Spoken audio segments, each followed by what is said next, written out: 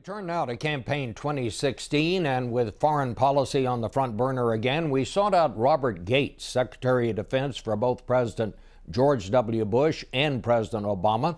We asked him what he thought of the candidates so far on foreign policy. I haven't been particularly impressed, frankly, by anybody at this point on either side of the aisle.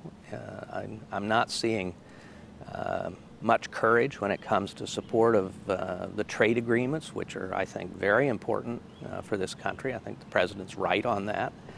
I think that there's an awful lot of easy solutions to tough problems that are being brooded about.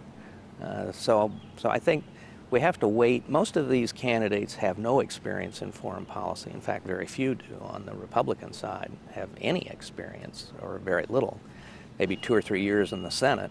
But perhaps their views will be fleshed out and become more cogent as the campaign goes along. But so far they're in early days, and I think their views are probably largely unformed. You work for how many presidents? 8. 8 presidents. You work for both Bushes. Jeb Bush is off to kind of a stumbling start, it seems to me. Obviously, he has great fundraising potential here, but over the last week, he's had trouble answering the question about would he have gone into Iraq knowing what he now knows. First he said yes he would, then he said, well, it's a hypothetical question. Then he said, well, actually no, he wouldn't. You have any advice for him? That's one question where I would have thought he would have had an answer figured out before he got into the middle of this.